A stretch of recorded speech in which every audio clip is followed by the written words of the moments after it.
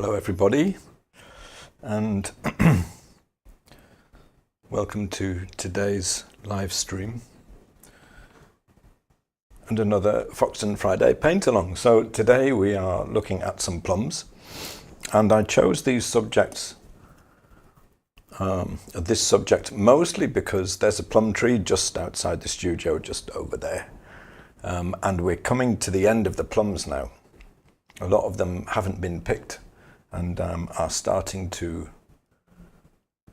go off to rot on the tree. So I've run out and grabbed a few today because there's a couple of really interesting things about plums. The first thing is that they really have two different colours, and they have the kind of the normal sort of plum colour, which is a very dark kind of wine red purple, and then they also have what people usually call the bloom, which is a kind of it's an extra layer over the skin of the plum. There's some disagreement from what I can gather among people who know about these things, what that's for.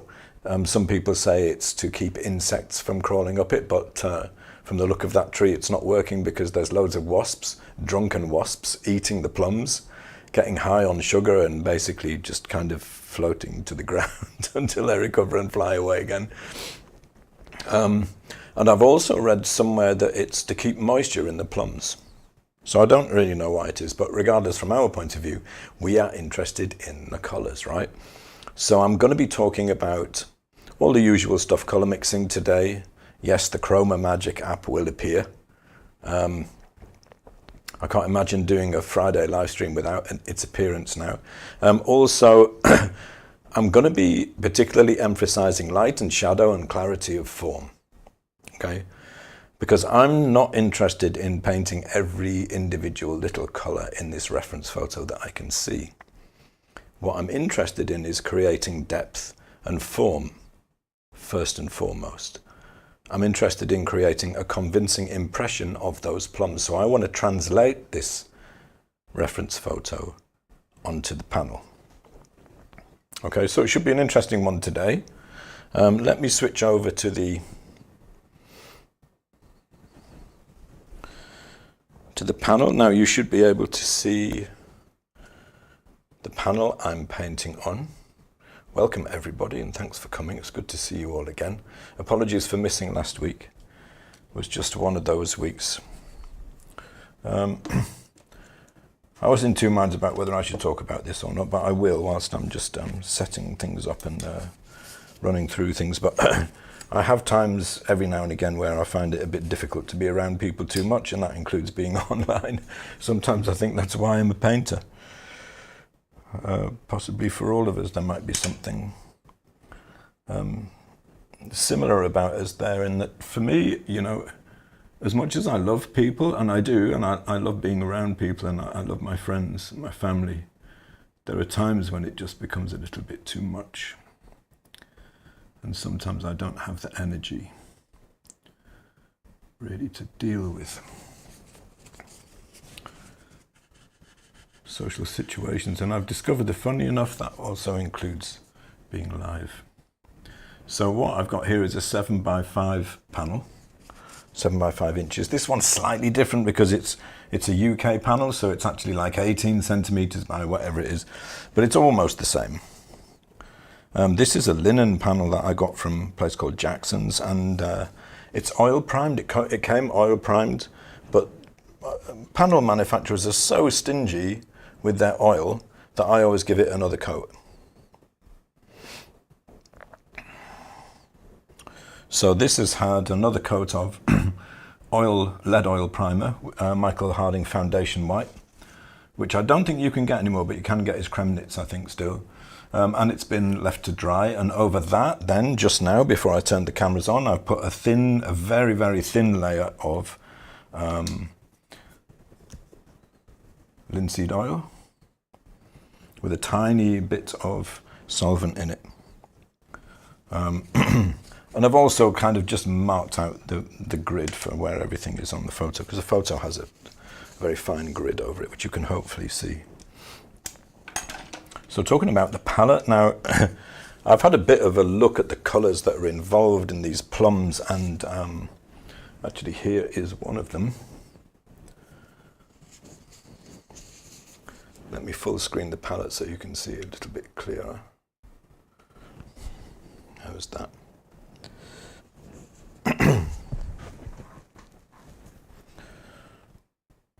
Really, really beautiful colours. I mean, you know, I've picked the plums to do because they have such beautiful colours in them. When I picked them, actually, they were almost completely covered in this, what they call the bloom, this grey colour. But the more you handle them, the more you can just wipe it off. You know, it just wipes off. It's like a kind of a fine dust or something. So actually, if you don't paint from photos, or even if you do, and you want to find out what colour something really is, it's a really good exercise just to actually mix and match the colour, you know. So I'm going to mix, to begin with, I'm going to mix probably 4 colours. This is how I would usually approach something like this. Now, why 4 colours? Because there are 2 different local colours on this plum, and I want light and shadow for both. A general light colour and a general shadow colour.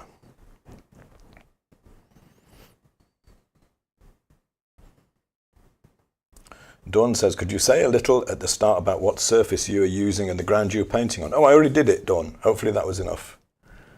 Hello, David. Good to see you. Hello, Kato. I met your friend Jane the other day. She came to visit and pick up some paintings.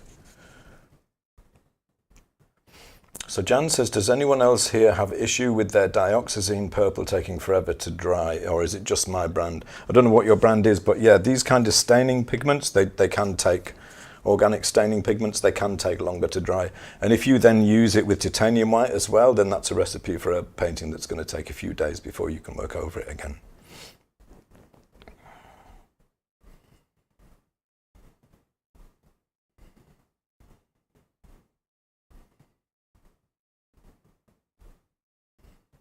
Lots of people can relate with being tied out by people. There's an amazing book actually called Quiet by Susan Cain, C-A-I-N-E, I think, that I read a long time ago. And she was saying that basically for introverts, and I would certainly count myself as one, we get our energy from being on our own. And extroverts get their energy from being around people. And we are all somewhere on a line, a continuum between those 2 points, and I'm definitely heading more towards the introvert side. And I think that's true of a lot of painters, because, you know, from a practical point of view, you've got to be all right with being on your own for very long periods of time without people around you. And some of the people that I know, that would be like, you know, that would be a torture for them.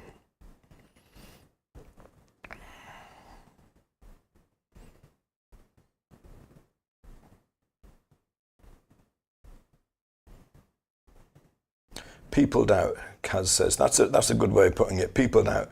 Get peopled out sometimes. Hello, Oscar. Good to see you. Marizro says, maybe a stupid question, but why not paint this from life? It's not at all a stupid question.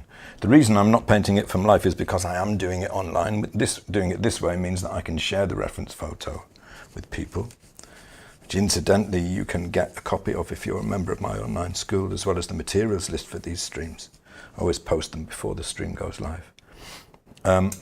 That's why, basically.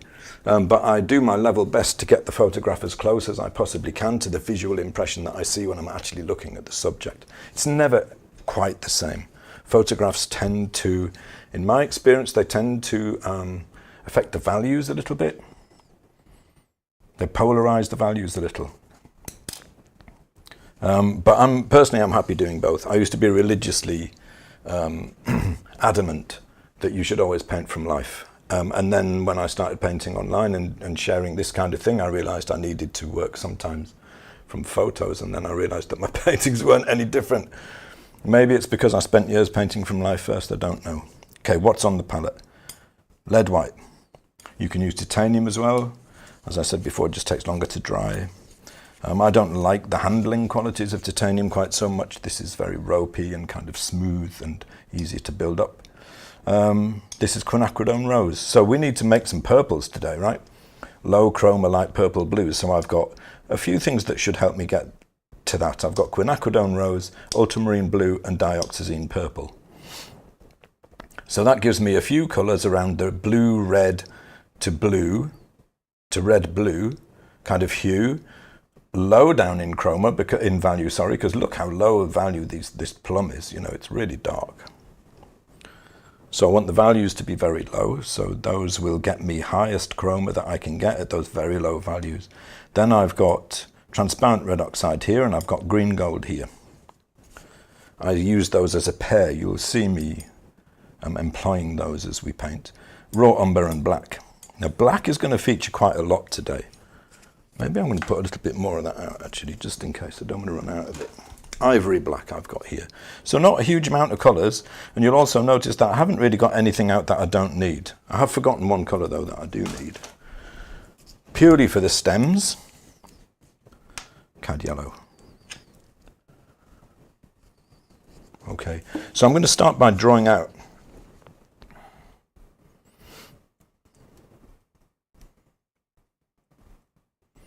And the reason I didn't draw this out first is because I want to talk about how I'm thinking about these plums, about the form of these plums as I'm painting them. Okay, so I'm going to just mix up a bit of raw umber and white. Give me a good colour to draw out with. This is just a Rosemary's Angled Eclipse. I mean, it's just a flat synthetic. Doesn't matter so much for the drawing out part of it, really. And I'm just going to mark out where the plums go first, like what space they occupy. So I want the lowest point, and that's like where this grid line crosses that one pretty much. Lowest point of this plum is about here. And so the process I use for this is a little bit like working from sight size. You can train yourself to eyeball as well. You can make value judgments about whether working from a grid is means that you're not a proper painter or not. You know, that's your lookout if you want to put those kind of things on yourself. But the way I look at it, it's basically the same process. We're just judging distances and angles. So it's not really any different if you're doing like a bark drawing, say, which is a good way to train your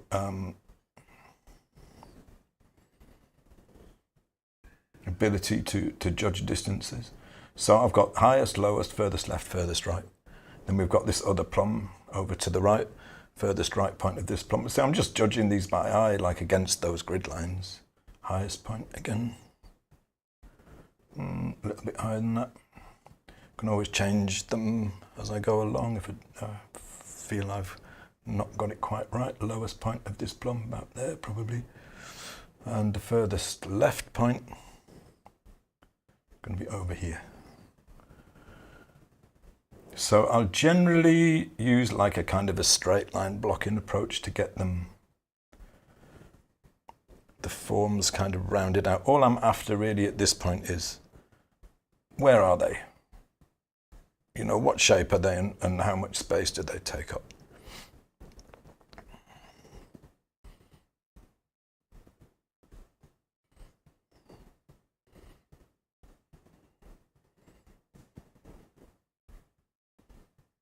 So this is too low, I think. That shape is already looking a little out. I think that would be more like there.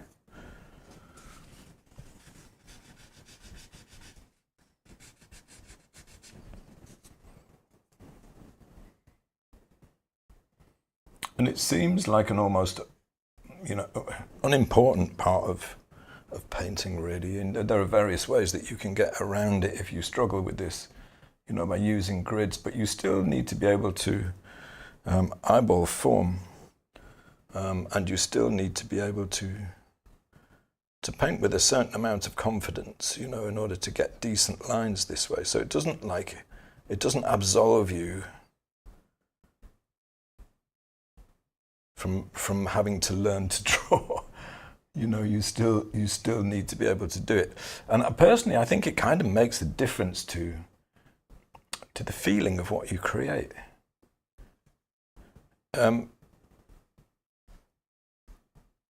just the process of being able to put down a reasonably confident line my own feeling is that that translates directly into how you use a brush.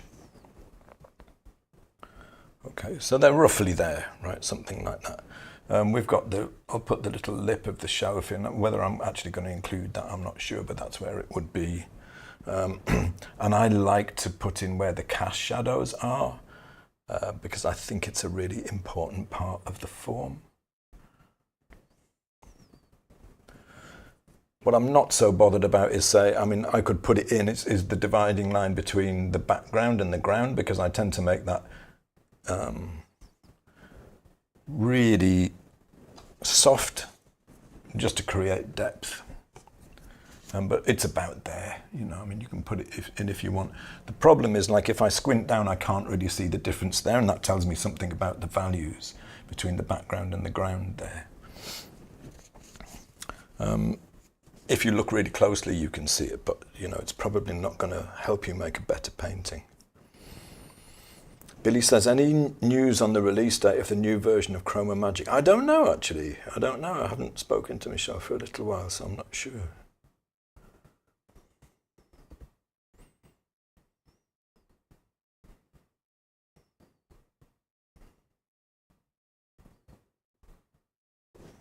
The palette is off. Oh, sorry. Yes, you're right. There we go. I think one day I will actually have a stream where I don't turn the camera off and then forget to put it back on again. Jeremy's been painting peppers. Tricky. Well, the red one's especially tricky because the very high chroma red's actually quite difficult to mix in paint. So I was talking about, Larissa, you are not late. Don't worry about it. We're just getting started and it's lovely to see you. So we're talking about how to divide this very clearly into these forms into light and shadow, okay? Because light and shadow creates forms. So the first thing I'm going to do is conceptualize the form of these plums, okay? So let's start with this one here.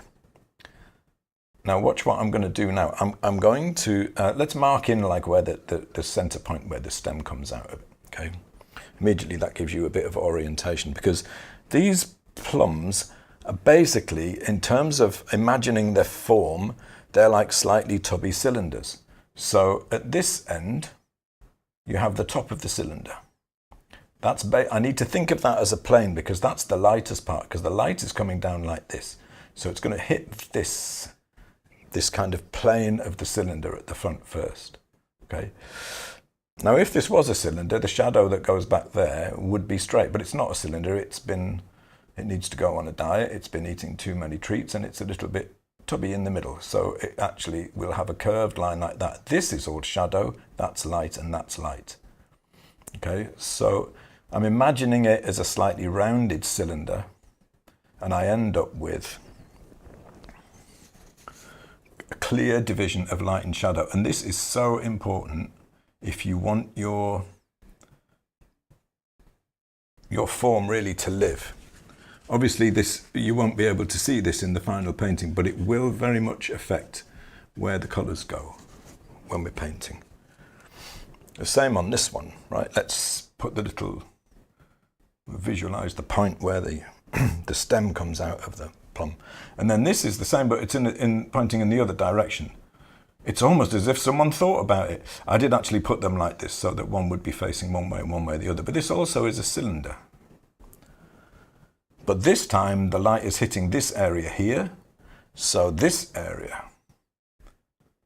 this is the shadow facing away from the light, and this is the light. So they're basically opposites of each other.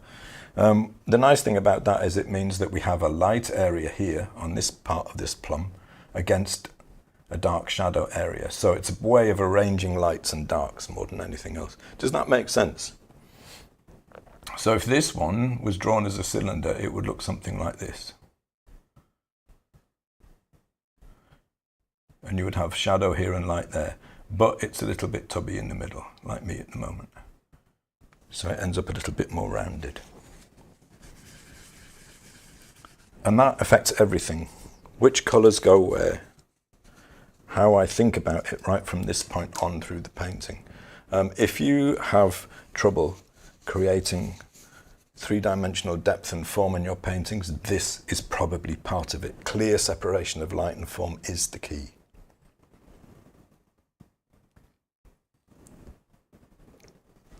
Okay, so I'm going to go back to the palette now. I will do my very best to remember to come back from it again, because what I sometimes do is I do this and I show you some mixing and then I forget, I start painting with the colours, get all excited and forget to switch it back, so we'll see. Hopefully I'll remember.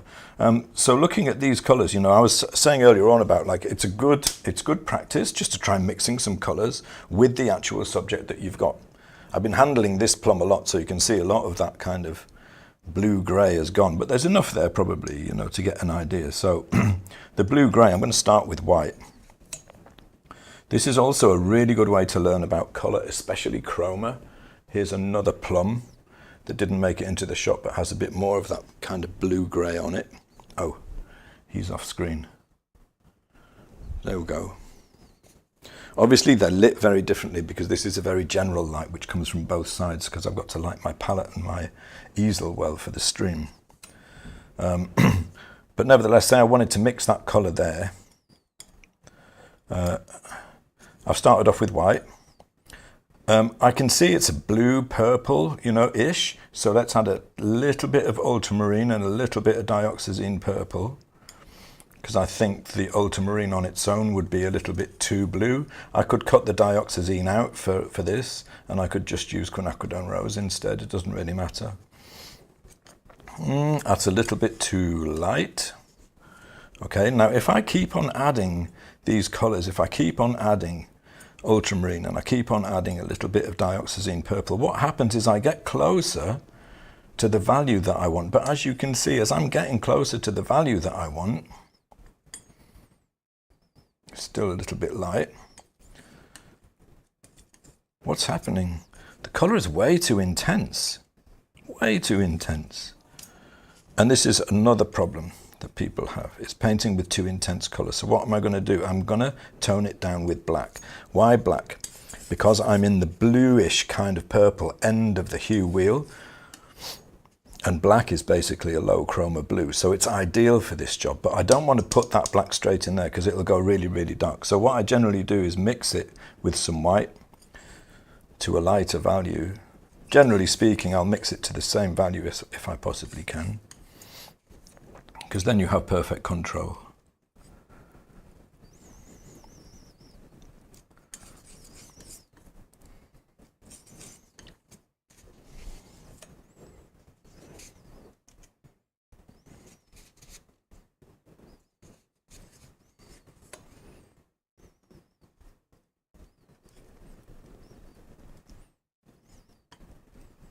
Get those to about the same value. So what I've basically got now is a higher chroma purple blue and black and white, which is basically bluish. So if I take some of this and I add in some of my black, you can see how it starts to drop the chroma.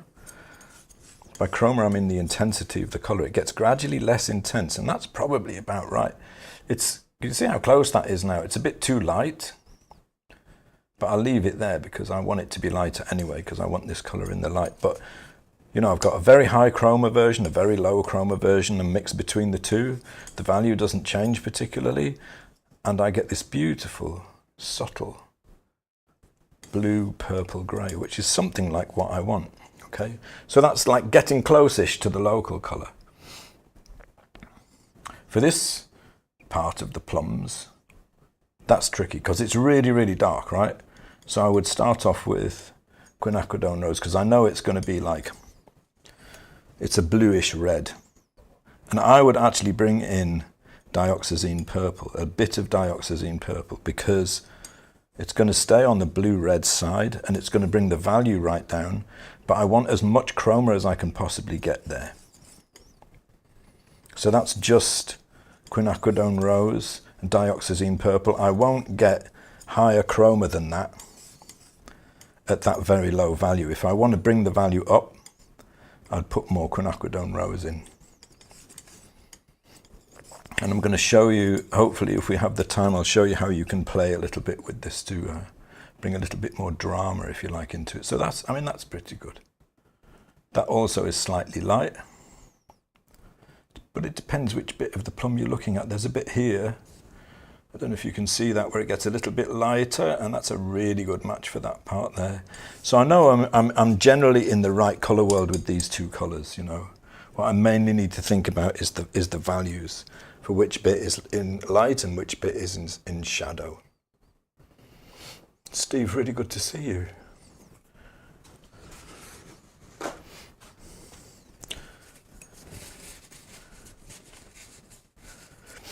And hi Kyle, good to see you too. So Kato says, using a grid, especially when I was learning to draw, helped train my brain to see abstract shapes, lines, relationships, and negative space. Very good point. Very good point indeed, yeah. Because most of the time we are dealing, at the beginning stages, we're dealing with two-dimensional shapes, and accuracy of shape is really, really important. Thank you, Natalia. The Manet flowers were fun. So Jack says, curious from a composition standpoint, I've had instructors say that two objects create tension and that you should consider an odd number. Yeah, fine. You know, just go with what you feel. 1 is fine, 2 is fine, 3 is fine, 4 is fine. The thing about all these rules is that instructors love to say them because it makes them sound very knowledgeable. But for any rule like that people come up with, you will find beautiful examples that break them. Ergo, it's not a rule. I tell you, someone who paints a lot of two objects together and makes really beautiful paintings. I was just thinking about him earlier on, actually. Julian Merrow Smith, you know, the English painter who lives in Provence, Postcard from Provence, you know, Julian. He paints two things quite a lot and makes lovely paintings. Steve says, rules like that give me tension. Yeah, I know what you mean. They make me laugh. What's that old phrase? Any fool can make a rule and any fool will mind it, or something like that. I'm not calling anyone a fool, though. But yeah, I mean, I wouldn't bother with those. If you never see a painting that breaks a rule, then it's a rule. If you can find any paintings that break that rule and are still beautiful, then it's not a rule. It's optional. And personally, I think it's a load of nonsense, that rule as well, odd numbers. Yes, odd numbers of things can look really nice, but so can even numbers too. I don't believe in rules for composition. I believe in practicing to evolve your sense of spacing and design. That's what I believe in for composition more than anything else. And there's a book by Arthur Wesley Doe called Composition, funnily enough. The clue's in the name. And it's full of really practical exercises, which are also really enjoyable, I think, to do. Just about evolving your sense of space and design and light and dark shapes in a pattern and that kind of thing. And, you know, it works really well.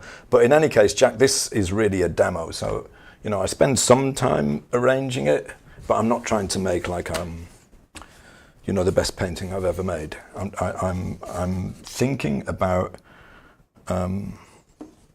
creating patterns of light and shadow, though, for sure. That's part of what I'm doing. And that's way more important than the number of objects you have in your painting. Very good point. Tasha said Julian also centers his objects. He does do that, and they are gorgeous, and they are. Yeah, so there you go, Jack. And you love his work. Me too. He's also an extremely nice guy. Okay, so let's be mixing some colors. I'm going to show you a couple of things. I'm going to get up Chroma Magic and just show you a couple of things on Chroma Magic now. Just quickly, you know, to show you how you can use it. Like if I'm looking at, oh, I'd better go back full screen for the palette so you can see what I'm doing here. You know, if I'm looking around on this photo and I'm kind of sampling little areas, you know, sample this area of, you can see it showing me like lots of different colors, purple, blues, more blue, but they're all about a value 6. So here's my value scale. So they're all about around that value there. And if I make them big, ooh, nice, you know. Don't worry about the numbers. That's Monsell stuff, which you don't need to use this app. But if you have your light balanced well, which I kind of do in here because I've got two lights on my palette, you know, if I'm looking at this color here, I'm not so bothered about the hue, which most people focus on. Mine is slightly more purple, but it definitely wants to be lighter, right? If I want it to be close to that, a little bit lighter. So just add some white. That will drop the chroma, of course. But I'm not too bothered about that either. As long as it doesn't go too far, you know, close that down. Here's an interesting thing. Let's have a look at a blue area. What color is it in the shadow? Oh, look at that. It's black, as near as damn it is to swearing. The light parts, still very low in value, you know. Orangey red. So I'm just sampling little areas. I'm not too bothered about the exact color. I'm interested in finding out, like, roughly what they are. You know, I'm very, very interested in the values, because I want to make sure that I hit the values right, and I'm interested in the chromas too. And I do care about the hue, but less so, not quite as much. So I said I was going to mix two colors for each area of the plum. Okay, so let's be doing that.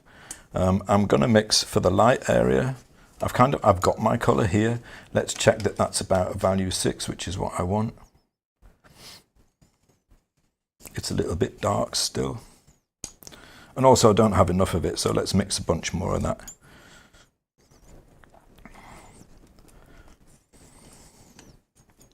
I want to make sure the chroma's not too high. When I'm mixing myself, this is a little bit of, to be fair, this is a little bit of do what I say and not what I do, because I've spent an awful lot of time mixing colors, so I tend to chuck, I can pretty much judge how much of each color I'm going to need in the mix to make what I want, so I tend to chuck them in. I don't always do that value to value thing, but I would definitely advise that you do it unless you're really, really confident of your color mixing. You know, it's a bit like learning to drive. You know, use a very careful, clear method, mirror, signal, maneuver until you're used to it, and then you kind of do it without thinking about it.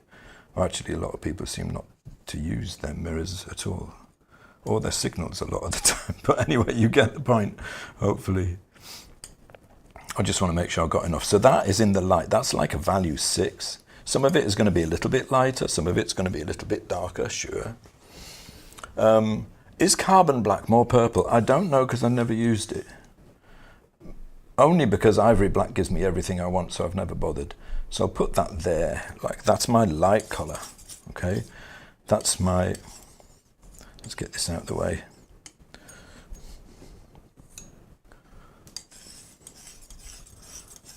That's the bloom in the light. The bloom in the dark. Well, we know what color it is, right? It's black. It's so dark you can't really see any color in there. But you know, there's probably a little bit, so let's put a little bit of dioxazine purple in there. Maybe a little bit of ultramarine. You can't really see it, so there's not a lot of point in doing that, but at least it's in there, so that when I mix one into the other, as I will be doing for the values in between, then there'll be a little bit of colour in there. Incidentally, that's a bit like the chromatic black that Gambling do, and it took me probably less than a second to make. Paint makers like to make, let's just say it, useless tubes of paint that you don't need. So here's my dark colour for the, this is like, actually that was in the light, right? It needs to be a little bit lighter than that. Let's get a bunch of quinacridone. The other colour of the plums is the deep red. I'm going to add some, you know what, I'm going to put a little bit of transparent red oxide in it as well to stop it going too purple, because it is a kind of a, it's almost, in parts, it's almost like a slightly more orange red. So all I've used there is quinacridone rose, which I've run out of, so I'll put some more on the palette just in case I need it. Dioxazine purple, and I put a little bit of transparent red oxide in it as well, just to send it back a little more orange red. The value I want it to be probably about a value 2, value 3 at the highest part, so that's a bit lower than a 2.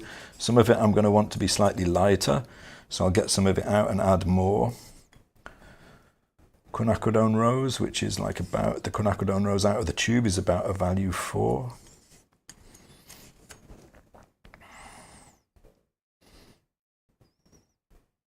That's probably about a 2.5. I want it to go up to a 3. We're not quite there yet.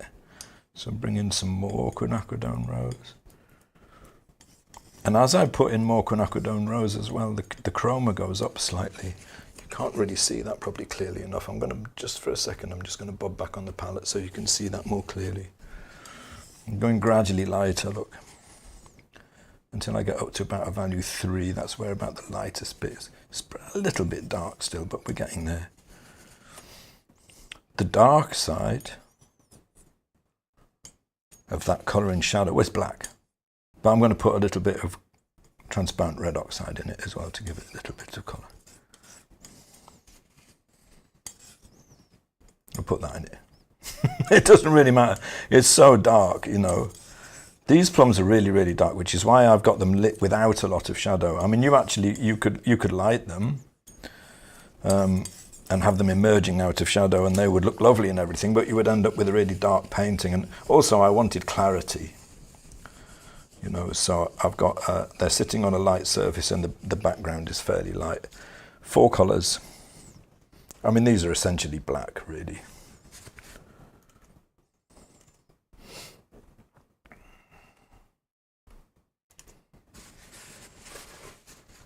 Thanks, Joanne.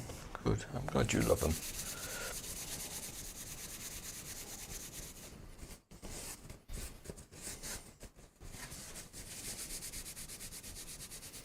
Beverly says, plums are a great subject because they have that modulating fog. Yeah.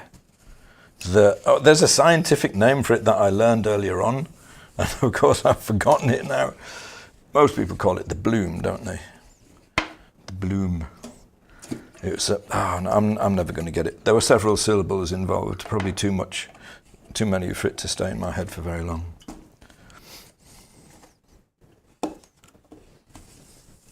Wipe it off. The one thing about these very staining colours is they don't cover very well. So that's a bit of a challenge when you're painting alla prima like this. It can be anyway. So the background. The background is, let's get a bit more white out. It's basically value terms, in terms of the value scale here, it's about a value 6. It's really close to a neutral, which is not the same as black and white, but let's mix a bunch of that anyway. I like to paint the background first because it allows you to do a couple of things which you'll see me do very shortly. I'm going to put some raw umber in there. I'm going to put some black in.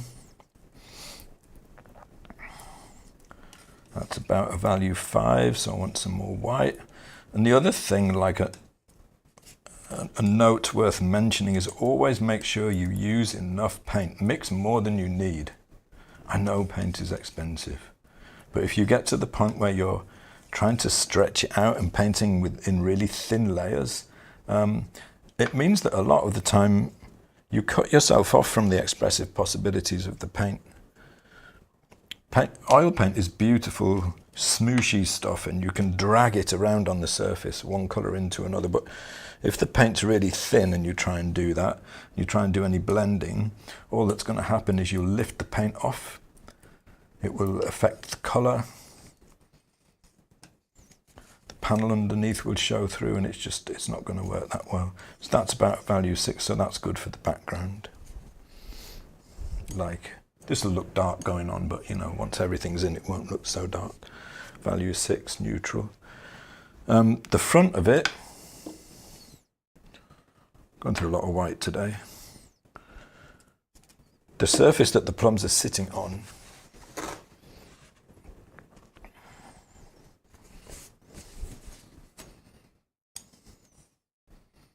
it's about a value 8.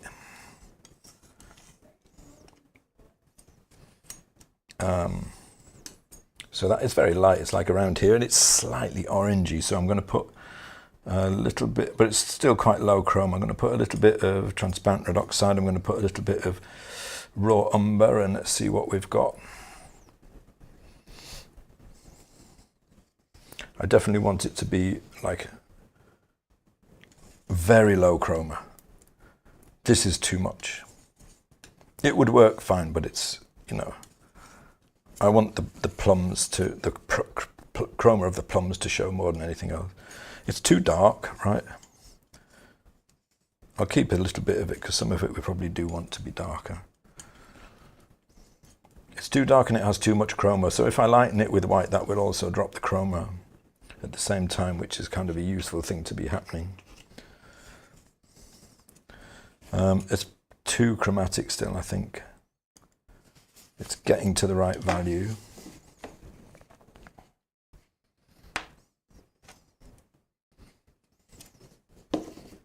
I guess I just should have put out more white at the beginning and I'd have been all right. That's looking more like it. I'm not too bothered about this color as long as it's the right value and the chroma is really low. You know, I'll be happy. Is it an 8? Yeah, that's pretty good. The cast shadow will also go in at this point, but I'll check that when we get a little bit closer to it. It's going to be like about value 3 probably.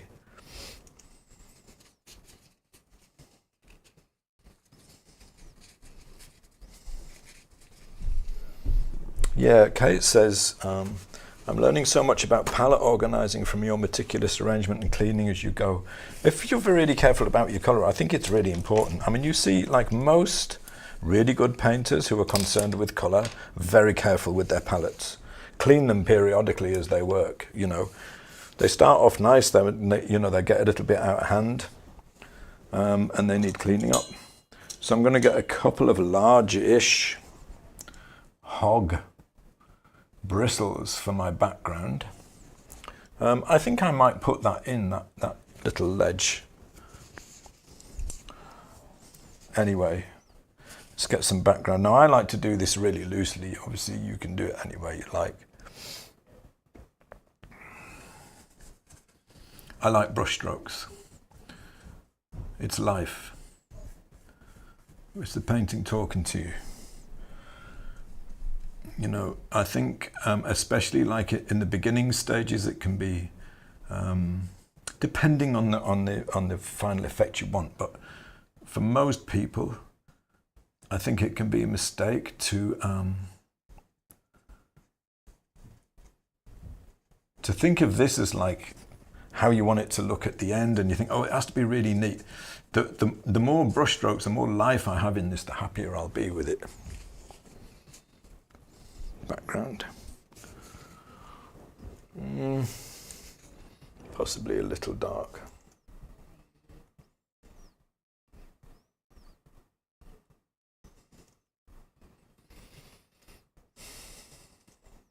But then also I've got to think about like the balance of the camera with the oh, I just realized I haven't put one of my lights on the easel properly, so that will make it closer.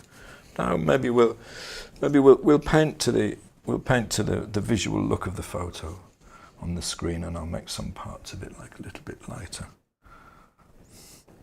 Being as I've got like white panel underneath here, I could also do that by kind of scrubbing it off a little bit as well. Make it a little bit lighter. Give it a bit of light. Give it a bit of life, sorry, I mean. So I'm just going to leave all of that rough painting in there. The lighter colour at the front. So even that's too chromatic. Bit of black, bit of white. Make sure the value is good. That's actually closer. So the background is the ground, sorry, that the plums are sitting on is itself very close to grey.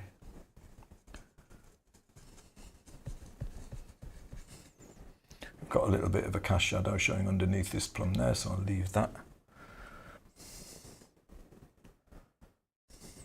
It's going to get a little bit darker as it goes over to the left. There will be some light drop off.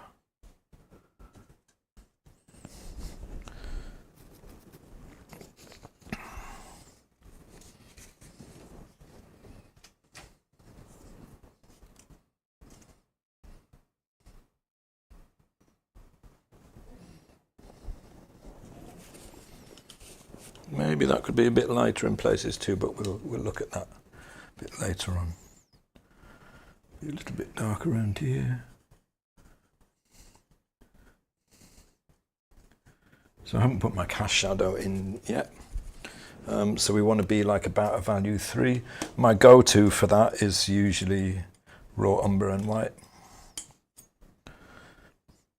So over here is the kind of the environment, you know, here is the plums. So I'll keep that over here. I'm going to go a little bit towards green. Some white, bring it up to about a value 3-ish. That's a little bit light, I think. More raw umber. The main thing is the value with the cast shadow.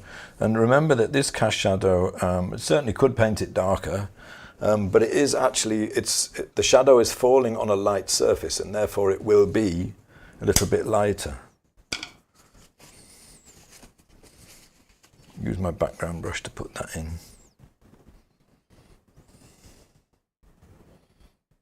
I just want it in as pretty much as a block for now. See if the value looks about right. More raw umber because it gets darker as it gets closer to the plum. And you get that little occlusion shadow underneath the plum there that helps it sit. We have shadow here too. If anything, this one is a little bit darker because there's less room light can bounce into it because of this other plum.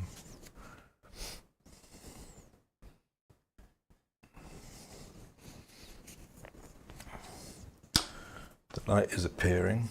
I'll tell you what, I'll put this colour in the front there as well. Now that is like that's quite a low value, like a value 3 probably.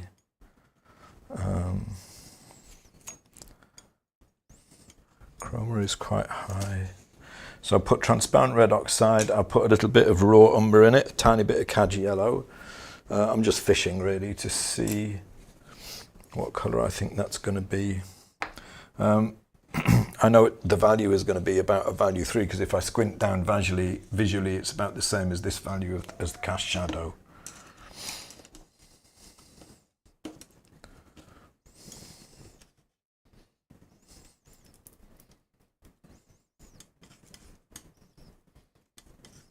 Yeah, pretty good, a little bit dark.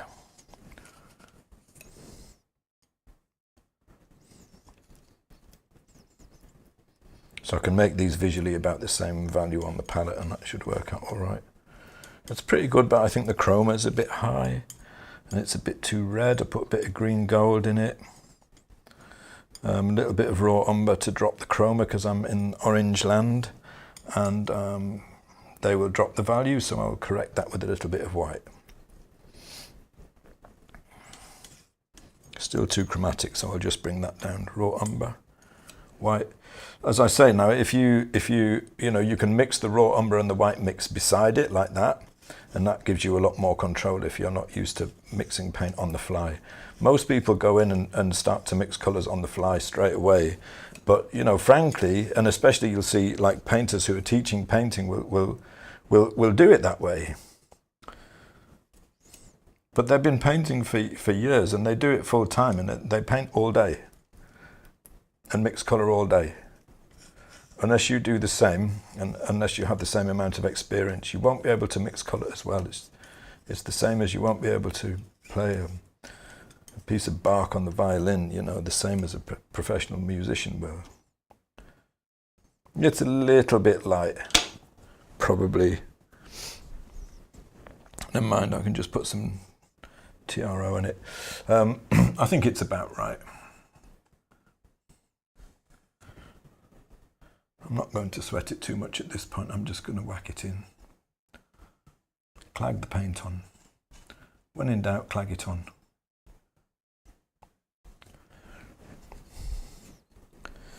It's a little bit dark, it's a little bit chromatic.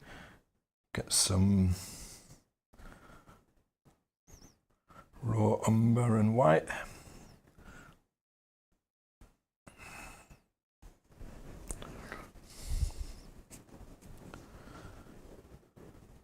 So I'm mostly painting visually off the screen at the moment, but I also don't want that to distract too much, so I'm going to bring it up a little.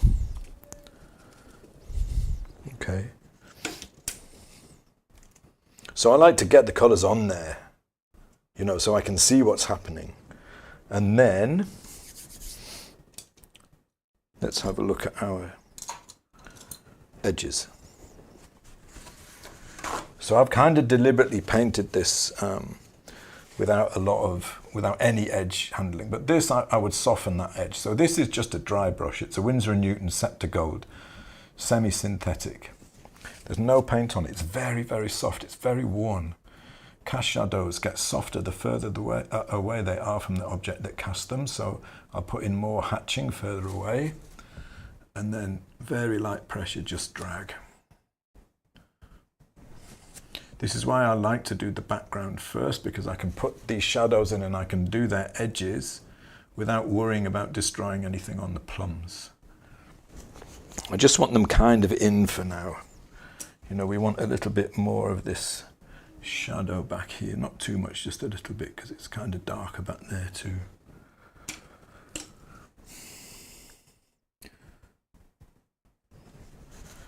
Obliterate this edge between the background and the ground there. I don't want to be able to see that clearly at all. I think I've made this plum too small now. I edited it. I changed it a little bit, but actually I think I had it right the first time, and I should have gone with it. I always make really big drawing errors on these streams because I'm trying to think about too many things at once.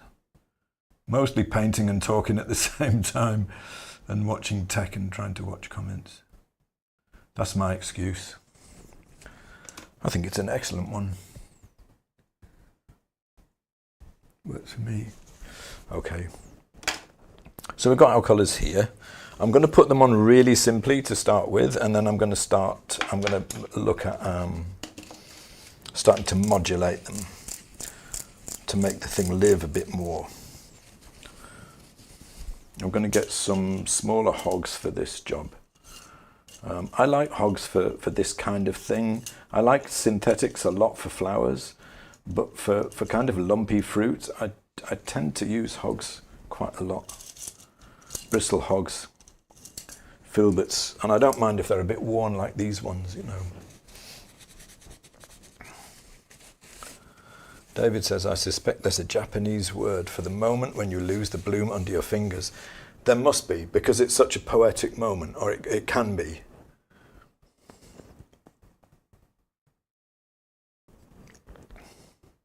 Natalia says, would you share what are your favourite movies? That's a question out the left field. My favourite movies? I don't watch a lot of films, to be honest with you.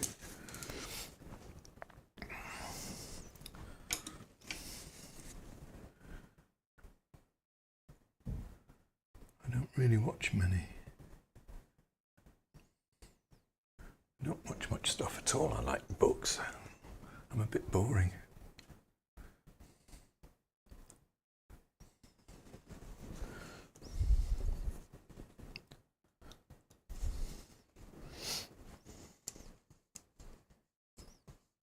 I watch things on YouTube.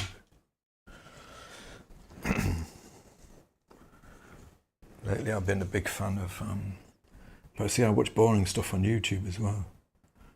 I watch painting stuff, obviously, but I also really like Mark Lamont Hill. I think he's a very intelligent man. I like to keep up what's happening in the world. I don't watch a lot of films.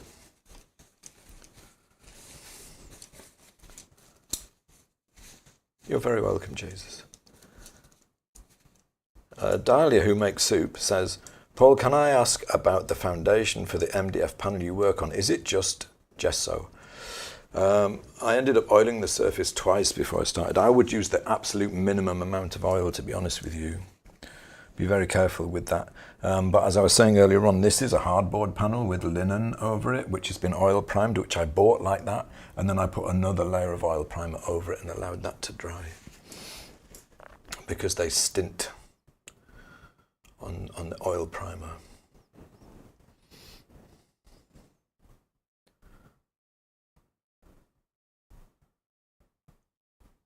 I'm in a blending rut. I wonder if I'm using too little paint. I would almost guarantee that you are.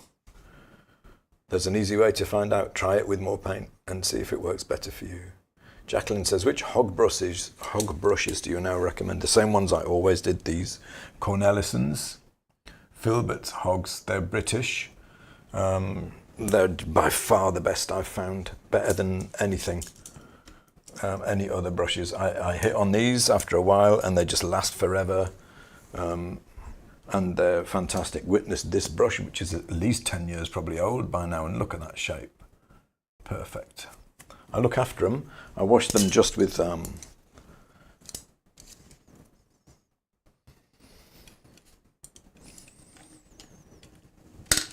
olive oil soap and warm water.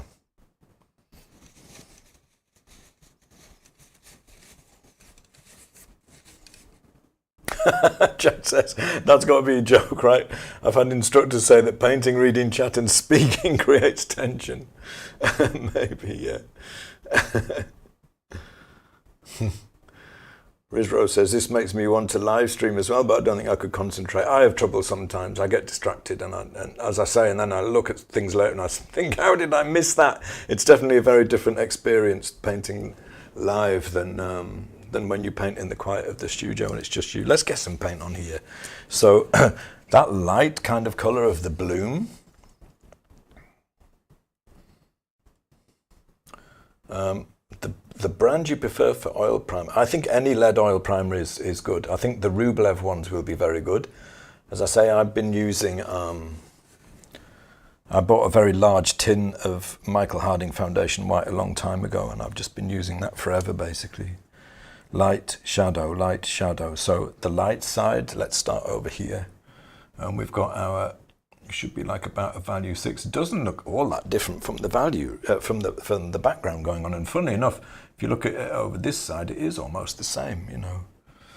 It gets a little bit lighter around this point here where there's a bit more light on it. So let's bring a little bit of white into it. You know, just because I've mixed these colors doesn't mean that I'm not going to paint with anything else. They're kind of my starting point, really. Down here looks a little bit lighter. It's almost, again, it's almost as light as the tabletop there. So I'm slightly lighter here. This is where the stem is going to come out there. So I'm painting the light plane, right? Just the light plane. Without a huge amount of variation in the colour, really. And then it goes into the shadow. So I've got another brush for the shadow. This is almost black, remember. Suddenly this background doesn't look so dark, right? Suddenly it looks a lot lighter. Nearly black in the shadow.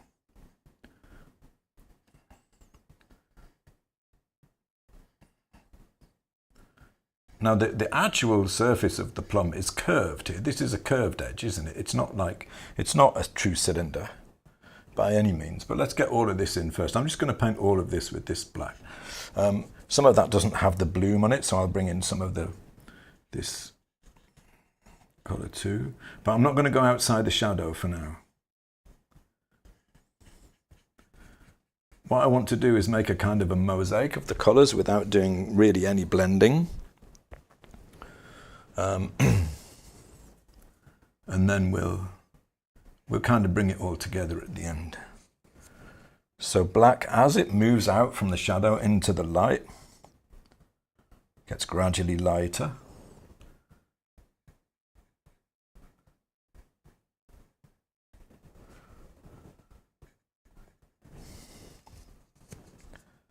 But there is a very definite change about there, where it goes from a dark to a light. Like I say, I'm not going to do any, not really going to do any blending at the moment. I'm just going to put these colours down and let them live, let them sit there for a bit.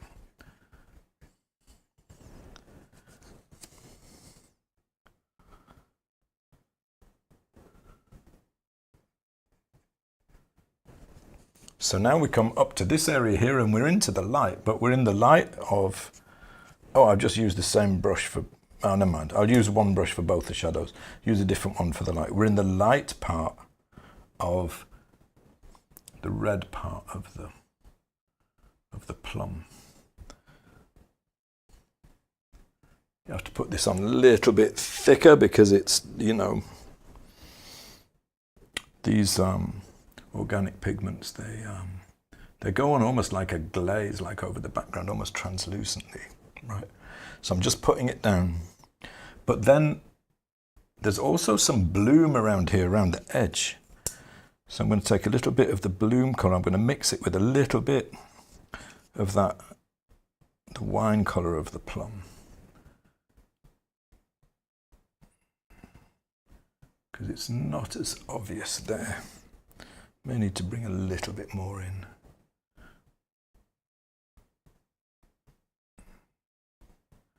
Okay, so I've covered this a little bit too much. Let's bring that back. So I haven't really painted very much at all yet.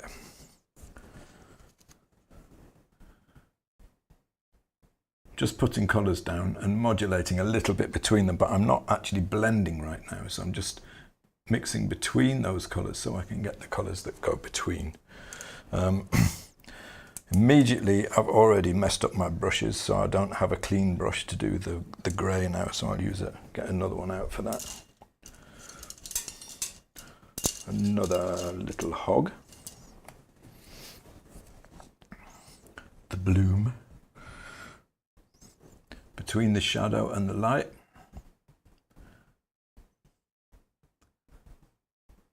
Just that transition a little bit there. And then we have this dark area in here. There's a little bit of the red, but it's kind of modulated. It's like a shadow area almost, but it's modulated with a bit of the bloom on as well. So I'm just going to put that all in like that. I want a hard edge on the left. Actually gets really dark in there.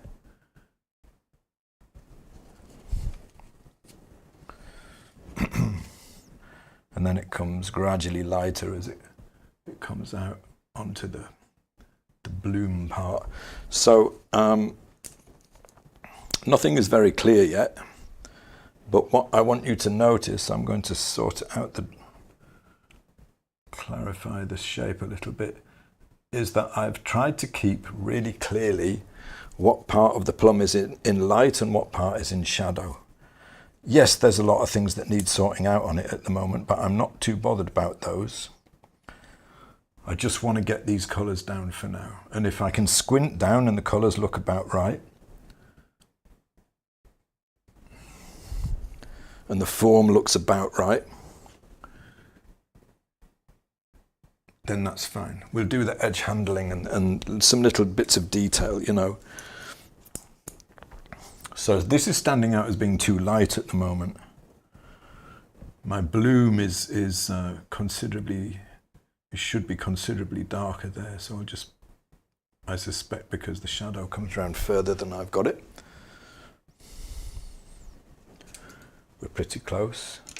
Background brush, because I want to sort out the shape a little bit here. Comes down actually much more sharply than I've got it there. Oh, I've got something on my, was that the background brush?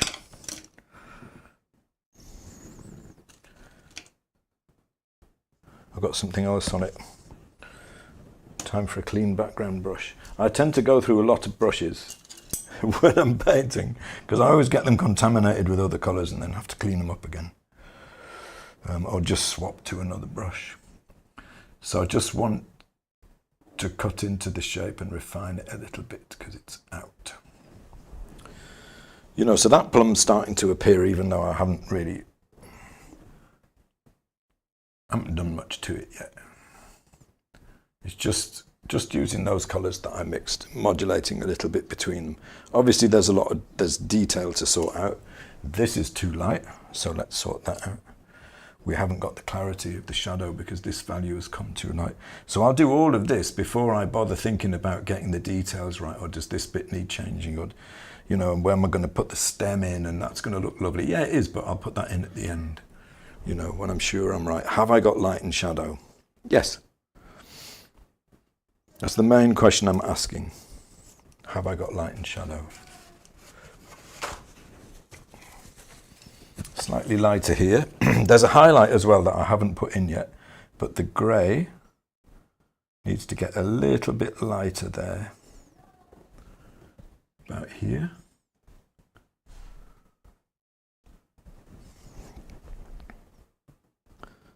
I'm just trying to make sure my colours are right. And if I do, and I keep the separation between the light and shadow, it should pretty much work. You know, that's like 90% there, possibly even more.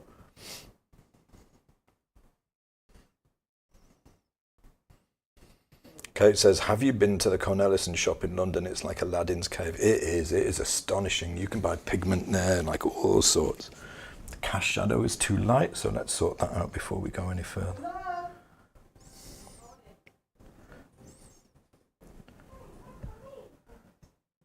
This should be a lot darker than that. Which is a bit frustrating because now I have to affect the edge. But notice, like, you know, there's no detail on this at the moment. I'm not bothering about any of that. I'm trying to keep really clear light and shadow. That's what I'm bothered about more than anything else. And I'm trying to make sure that the colours and the values are right. Not really bothered about anything else at the moment. It's all about the colours, and it's about keeping that clarity of light and shadow. There's things we're going to do. We're going to do the highlight, and we're going to do the stem, and do a little bit of blending and some detail maybe, and that'll be fun. But let's get this one blocked in next. So this one's a little bit different, right? Because we've got a much bigger area of bloom to paint, for which that brush is too small. Let's get a bigger one. These Cornelissens, they're very distinctive because of this copper, the green handle, British racing green, which means you can paint way faster. No, not really. And a copper handle. The grey of the bloom. So you can see now, these colours are looking pretty good, aren't they? So from a combination of, like, I used the Chroma Magic app a little bit to get some of them. Also looking at the actual plum. And then just put the right colours down in the right place. Make sure that the values are good. And you're most of the way there. And this is also how you paint loosely, is by making sure, you know, there's all this advice on the web about painting loosely, like, turn your painting upside down, paint with your non-dominant hand. Like, yes, that will make a loose painting, but it won't make a better painting. The secret, I think, to painting loosely is really good colour and clarity of form. If you can get those things into your paintings, you can paint as loose as you like and it will look really lovely. If you don't have those things in your paintings, doesn't matter what you do, it's not going to work. But the more, the stronger and the better your colour is, the looser you can paint. So here, this is all light, and I'm not getting to the shadow until I get to here, right? And that's where the black comes in. This, which part is all shadow? This part, the top of the cylinder, it's all facing away, right? I'm going to have to leave a little bit of clear panel there for where the stem is going to poke out. But this is basic, that's all shadow, so I just paint it black.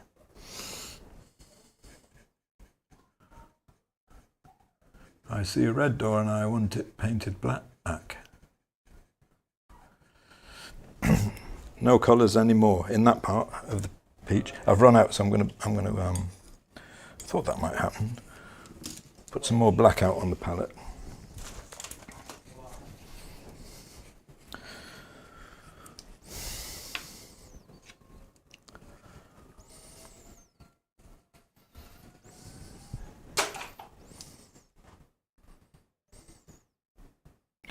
black. What did I put in it? A little bit of dioxazine.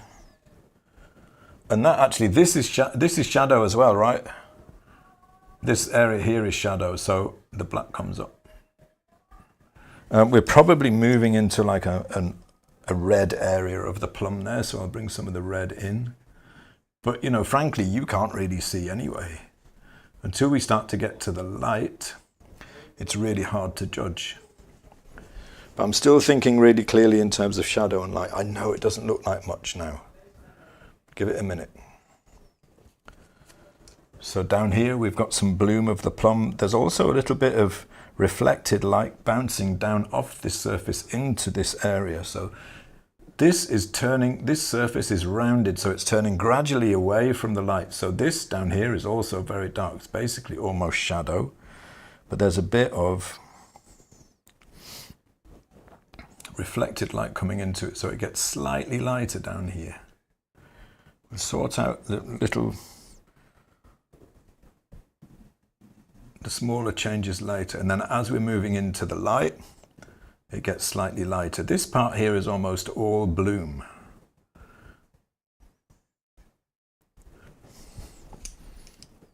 See how the form is coming? Light part of the red. There's hardly any of that really. There's a little bit of it here. I'll put a little bit more in than is actually there. And there's this funny kind of area here, which is like the plum has been scored. I would leave that out because it's likely to look really weird. If I try and paint it, do you see that line? I would just leave that out. But there's definitely some red around here, so let's get that in. And then the rest of it is kind of bloom going back towards the shadow here, slightly darker. Right colour in the right place. You know, we're trying to think still really clearly about light and shadow. So I'm just squinting at the ref photo, trying to get the right value in the right place. My red is, I've definitely got too much red in there. But, you know, I kind of like it. I think it's quite pretty. I'm going to knock it back a bit because it's too much at the moment. But actually looks quite nice. I have a little bit of extra red in there. So this is curving away from the light, so it needs to gradually go from the light to the shadow. At the moment, all I've got is like shadow, light.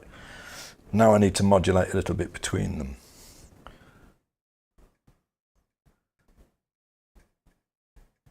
So darker, slightly darker values as we turn towards the shadow, and the form is starting to come. A little bit here as we move towards the shadow.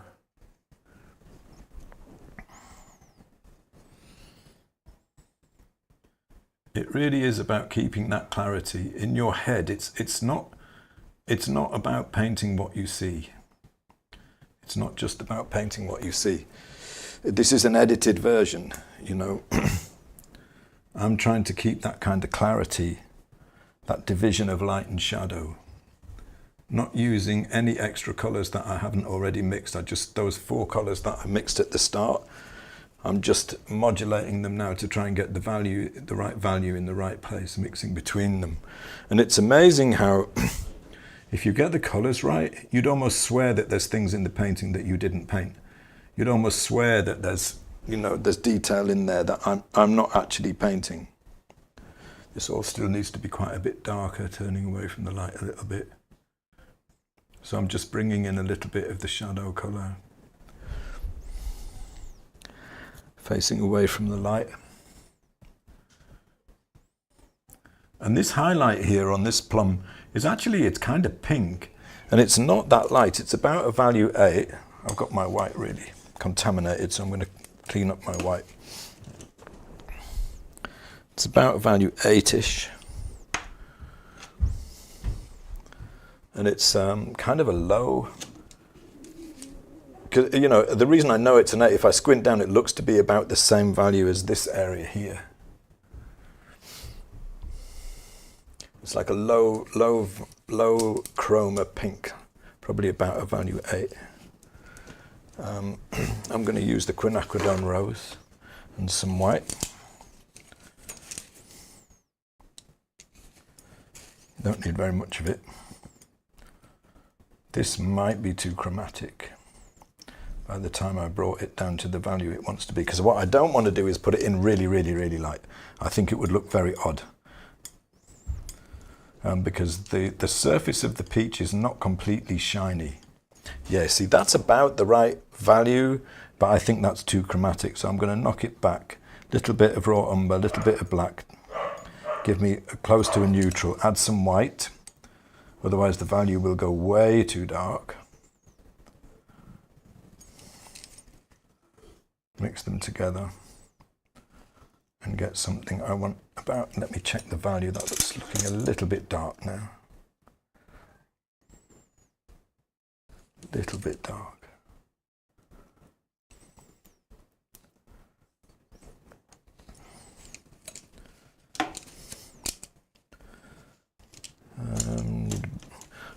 I would actually use a fresh brush to put that in with, because I want it to be clean.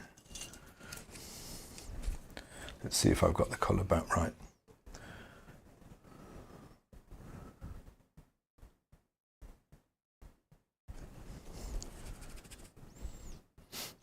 Not the chroma back too much. I've still got some of the more chromatic pink here, so I'll put some of that in. Yeah, still too much chroma missing. So I want to put, so I'm basically just putting it in, and then I'm just standing back and seeing how it looks from a distance.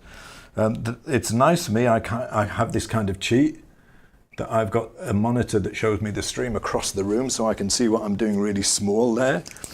And that really helps me, you know, keep to the bigger forms. I think part of the reason is that this value around it needs to be darker. And that will show it a bit more clearly. Maybe a little bit of lighter just in the middle.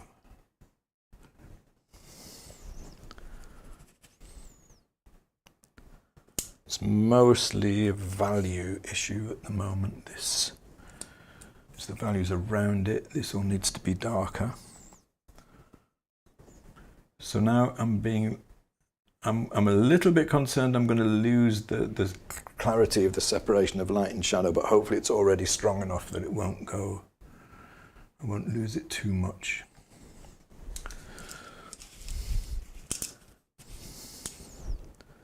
Let's use the background to refine the shape a little here.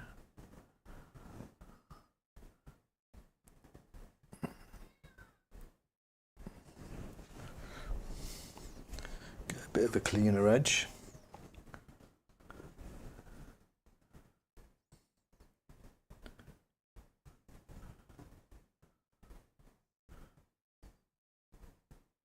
So if you want to have a go at these and you want to share what you're doing with other people who are also having a go at these, you can, if you join my school, online school, I post the reference photos and the materials lists for these, and what usually happens is quite a lot of people have a go at painting them and then post what they're doing, which is really, it's exciting and fun to watch. So I'm just looking at the whole thing, right? I'm not doing any blending or detail yet. I'm looking at the whole thing and thinking what needs, if anything, what needs to change. I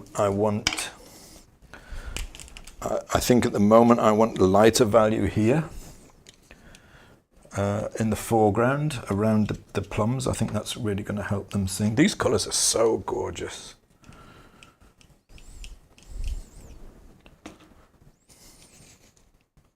Will that brush do it? That's my background brush now, I think.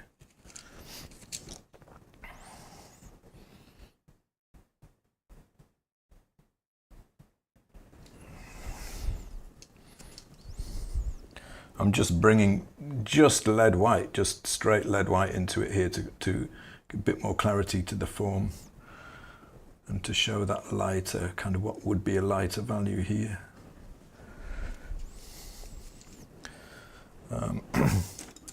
This is a little bit strong, so I'm going to scumble that a little bit.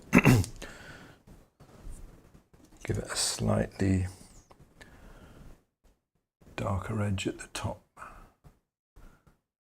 so it's not just it doesn't just look like a paint stroke. A bit darker as we go to the left.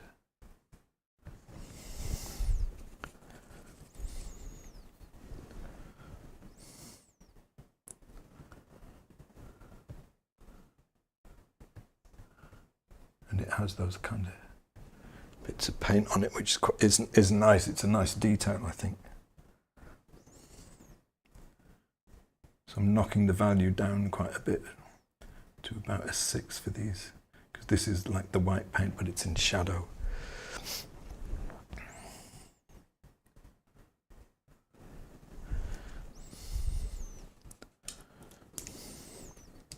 What I'm not after is a perfect rendition of the photo.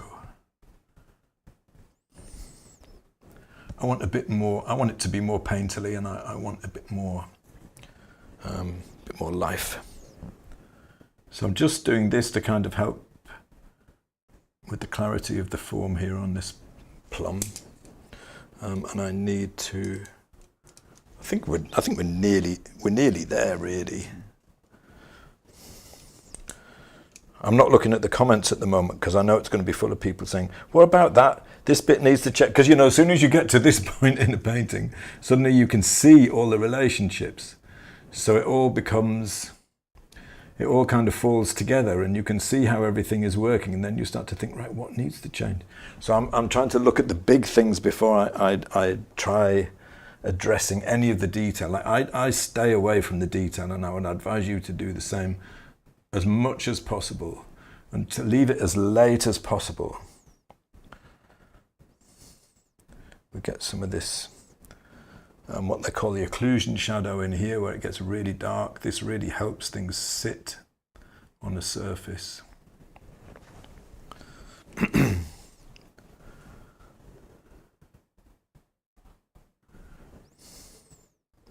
So this is mostly black. The occlusion shadow to gradually come in.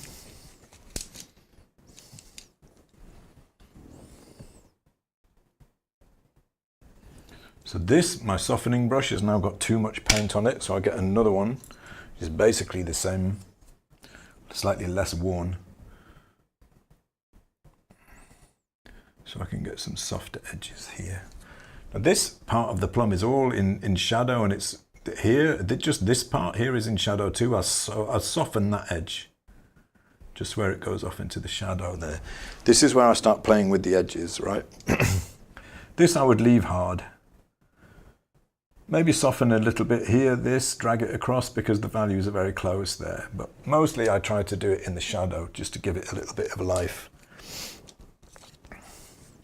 Going to put a nice thick wodge of paint here, clarify where the light is and get a nice edge on the shape. And also it's nice to have a wodge of paint sometimes.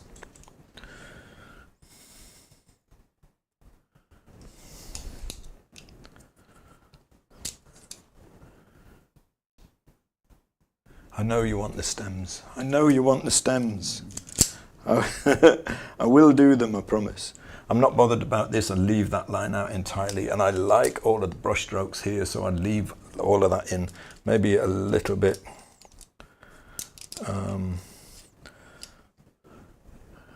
is following the form a little bit obviously there, so maybe bring a little bit more in up there.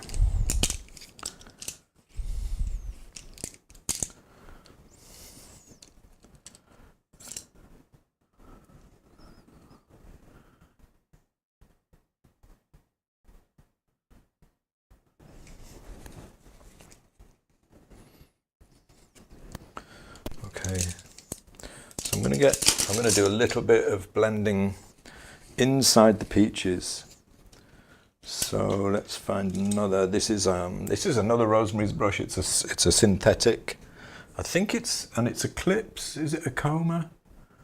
I think is it a coma? Eclipse coma. So it gives you kind of, it's a dry brush, by the way, just very soft. Any dry brush would be fine for this. Let's soften this edge as we go into shadow. This is where, if the colours are right, you can start to create, even though you haven't painted it, you can create a kind of an impression of detail that isn't there just through careful blending of the colours. Want to be careful here to make sure that this is darker, this area, but it's still the light. I want to make sure that I don't lose that separation there. I just want to bring in enough softness without taking all of the texture away to kind of fool your eye into thinking that I painted stuff that isn't really there.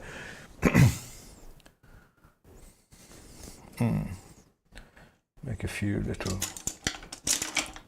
changes here and there. All of my brushes have all got all the colours on now. Not very good, is it? So when I say detail, I'm just refining the forms and bringing in a little bit of variation into the values where I think it needs it. A bit lighter here. Bring a bit more light into this plum. See how much work the colours are doing and the separation of the light and shadow is doing for me. I don't actually have to paint much. Let me catch up with the comments. I'm sorry, I'm falling woefully behind. I've been enjoying myself too much. I love painting. I love painting. Well, I mean, when it works out, it can be horrendous. Obviously, sometimes it's hard sometimes, but when they work out little studies like this, I love doing. I'm going to do one on peach fuzz. You know, because this stream is ostensibly about the bloom on the peaches, the colour, the plums, sorry, the colour of the peaches. But it's not just about that, it's about more than that. It's about clarity of form, clear separation of light and shadow, and hopefully to show you like a little bit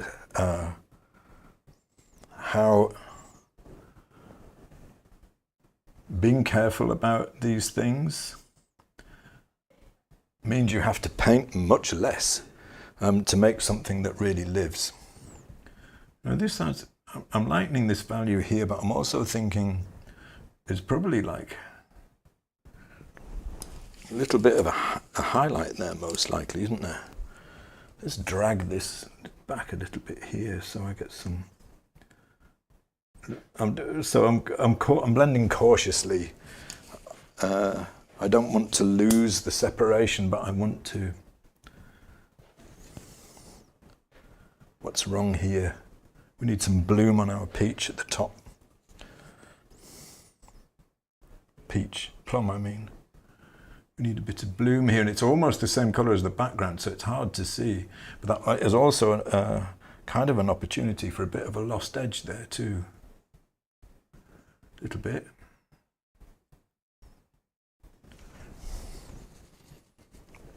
No, not quite right. Too light, I think. I can definitely see the edge of the plum there, and I have lost it too much. I think that's better.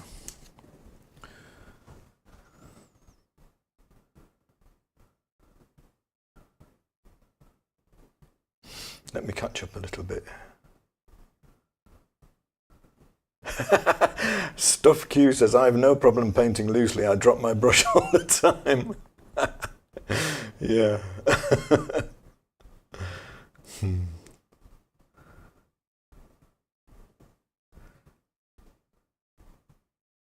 Ek from Istanbul, hello. You might be the first person from Istanbul who's ever popped into the comments to say hi. So thank you for that. Kate says, speaking of getting the colour right, does anyone else look at something these days and think, what colours do you need to mix? Kate, welcome to my world. That is my entire life. I spend more time doing that probably than anything else. Just looking at stuff, and it's been that way for years now. just looking at stuff and thinking, what do you need to mix that? How would I get that colour? I've got just a couple of form problems I want to sort out here before I get to the end. It's just not quite working. But that's a good thing, you know, to become obsessive. I mean, I think there's something slightly obsessive about painters anyway. You know, you've got to be a little bit obsessive to do this stuff.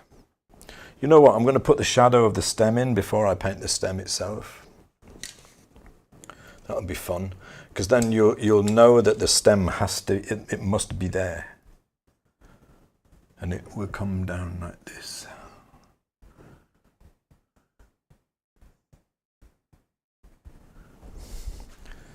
You can almost feel the stem, right? No, it's not there. There is no stem.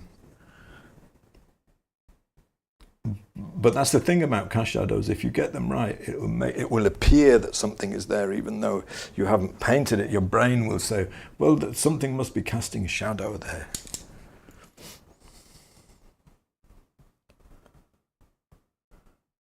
Kimberly, this is ivory black.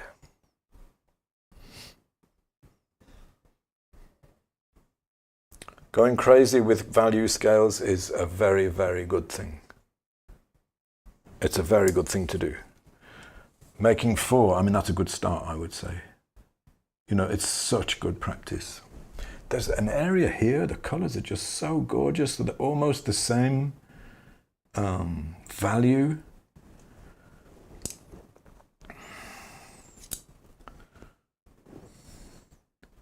I've lost the clarity of the form a little bit there, but I don't really want to play with it too much there because it looks so lovely. They're almost the same value. They're both really low chroma, close to grey. One is a kind of the blue grey of the bloom, and then there's the very low chroma orange of the kind of tabletop. It's actually an old cabinet that a friend made years ago. Need this to come out a little more. Careful.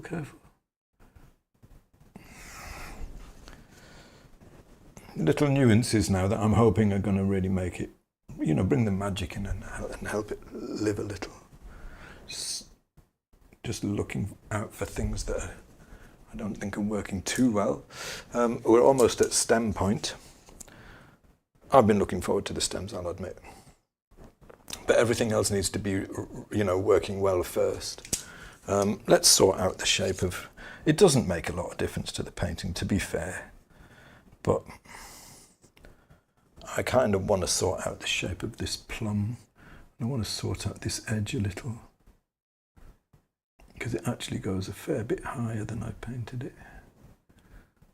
It's dangerous to be playing with stuff like this at this point, because I could lose the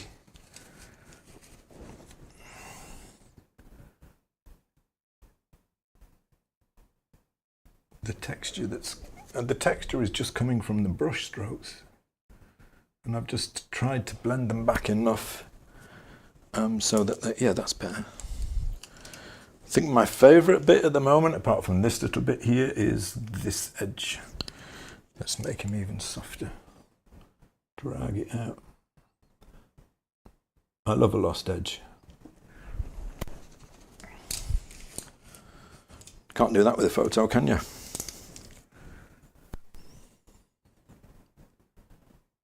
Someone will tell me, yeah, you can with Photoshop. And I'm sure you're right. I'd rather do it with paint. Something not quite right here. I'm just going to try dragging that out a little bit further.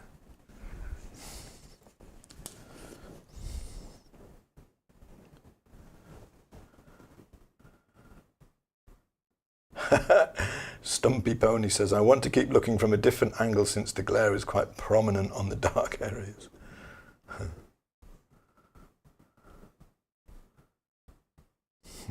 Thank you, Catherine. I'm glad you're enjoying it. Helen says, this has shown me that mixing my colours before you paint makes the painting so much easier. Totally does. Totally does. And it's just like division of labor, you know, because then you can just focus just on that thing. And then, you know, without having to worry about a lot of other things at the same time, it just kind of, you know, dividing things out that way, it just makes life a little simpler.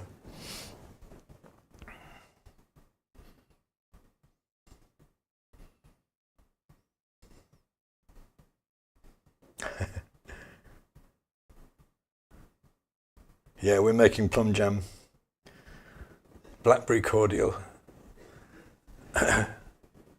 and a special a kind of tonic made with nettle seeds, which apparently gives you energy. Kate says, lost edges make everything look poetic and romantic. They totally do. Let's put the stems in. And so, you know, at this point, I could destroy the painting, but I'm sure it'll be fine. So I want to be, I'll put the one on the right-hand plum in first.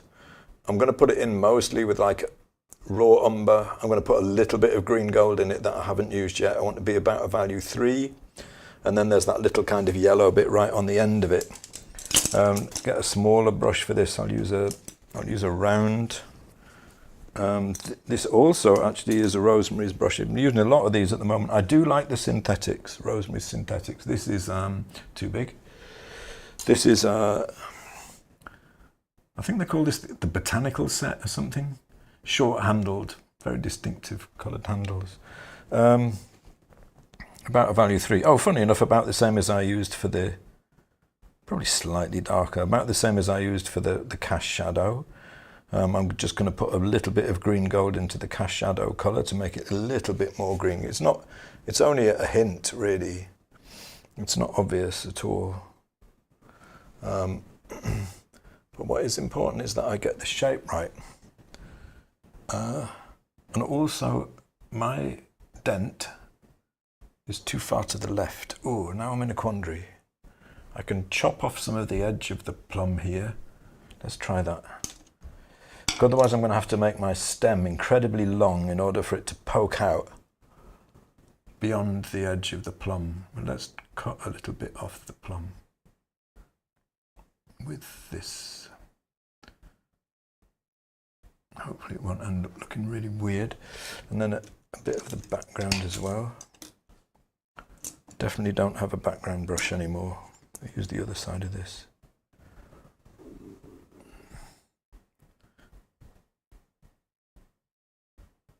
I think I made the plum a little bit too long anyway, to be fair.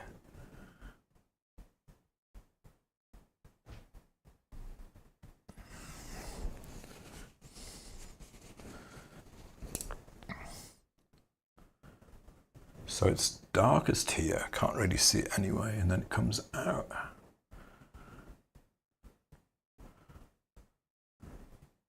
There's the shadow, so it'll come out about here. Come out beyond, a little bit light, and then beyond, just beyond the edge, there's a little bit that sticks out. And right at the end it gets a little bit darker, so I'll get some pure raw umber, a little bit of black. That's shadow. So even a small form like this has shadow and light. Shadow there. And a little yellow bit on the end. Get another one of these small brushes. It's not full-on cad yellow. Definitely drop the chroma, so I'm going to bring in a bit of raw umber and a bit of white. I think the value is pretty high though. I don't want it to be too chromatic, but also a little bit of TRO, make it a bit more orange. Let's try this.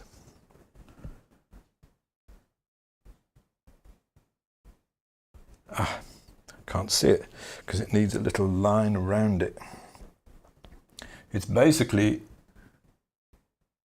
if you look closely, you can see it because it's a dab of paint, but it's almost the same value as the background. So I'm just bringing a very gentle, subtle line around the edge just to help to show it. Only because it's there. I mean, you know, I wouldn't just do that for fun. And I'm gonna just put a bit of straight cad yellow in because I think it's not chromatic enough. Yeah. Yeah. So these plums, I literally plucked these off the tree today, this afternoon. So the other side is much lighter. We want like a value 6. We want more green in it. A bit of cad yellow and a bit of green gold. We're not up to a value 6. I'm guessing it's a 6. I'll check it on Chroma Magic. Yeah, about a 6. Oh, I'm too light. Easily done. And also not enough chrome, a little bit more yellow and green gold. I'd say it's probably about a 6.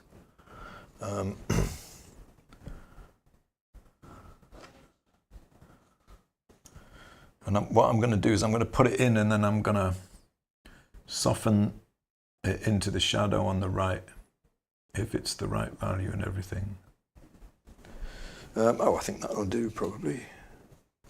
Needs to be a little bit lighter and a bit more chroma where it's in the light, because it gradually goes back into shadow. A little bit of cad yellow, a little bit of white. And then there's a dark bit sticking out.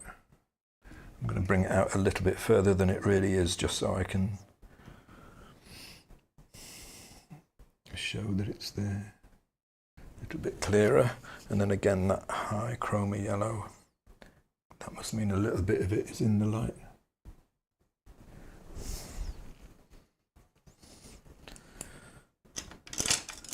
And soften it as it moves into the shadow. So I'm just going to drag it into the shadow, so it appears to poke out from nothing. And then I will, using the shadow colour of the peach there, I'm going to refine the shape and get a hard edge where it's in the light. Hope it stand out a little. And what's nice is because we've got this soft edge back here, and this is soft, and then this just kind of sticks out a little bit, helps it to show.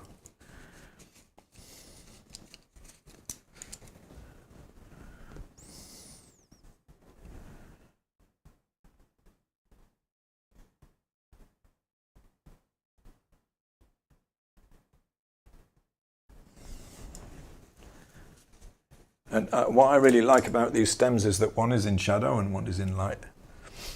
I think that's really quite a nice little detail. Tiny bit of very light bloom around the edge of this. I think we're probably done. So here is one way that you can pretty much nail the colours of bloom on plums. It needn't be as hard as you think.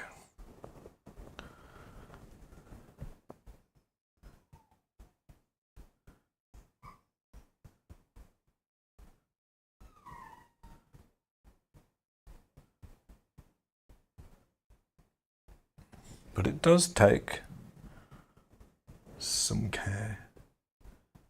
But if you can keep your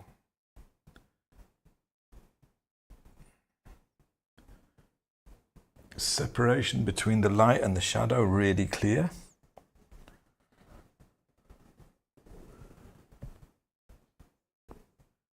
if you can make sure that you keep the values good,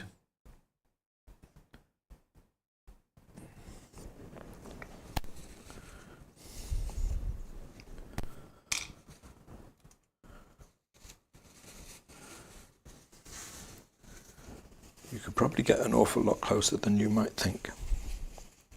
So I don't know about you, like, for me, what I've tried to do with the painting is to create something. Obviously it's very close in a lot of ways to the photo. It has all of that lovely, stray, and a stray brush. It has all of the lovely, the brush strokes in it and everything. The colours are really close because I was careful to shoot it well. So the colours are very close to what they are naturally. Balance the light and make sure it's exposed well and all that. But also by messing about with the edges a little bit here and there, hopefully made something which has a little bit more, just something else, just that perhaps just a little bit more visual depth. Then if I just, shouldn't do this at this point, but I just want this shadow to be a little bit darker. Give it a little bit more visual depth perhaps than the photograph has, and to be, it's certainly obviously very strongly based on it. I want them to look like plums. You know, I want them to look like a real thing there that you could kind of reach out and pick up, but I also want a physical kind of feeling to the paint as well at the same time.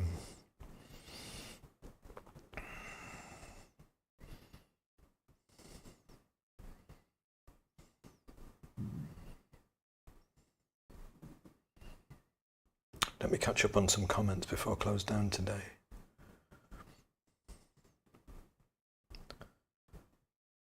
Oh, I'm well behind. Thank you, Essa. That's very nice of you to say.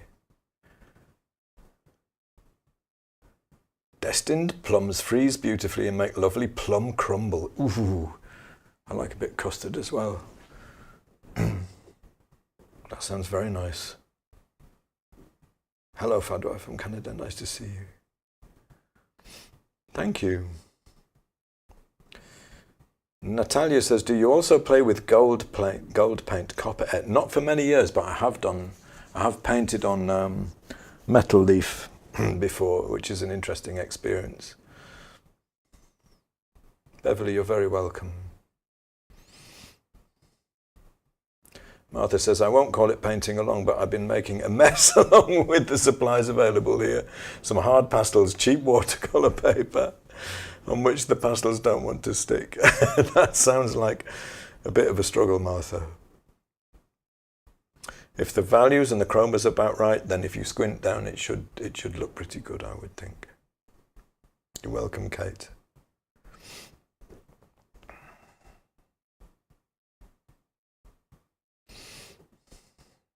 Thank you, Joanne. So if you're in the school, the photo is already there. The materials list is there. I don't think I used any colours that I didn't have in the materials list. You know, along with this video, you should be able to get really close to the colours that I mixed. And then it really just comes down to the paint handling at the end of the day.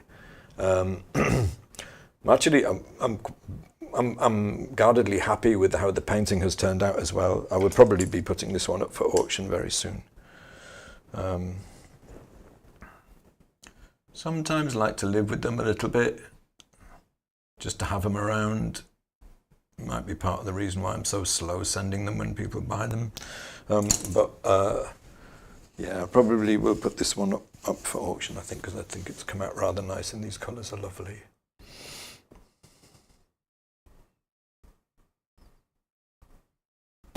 You're all most welcome. I hope you enjoyed the session. I certainly did. It was nice to be back after a little hiatus and a little bit of time away.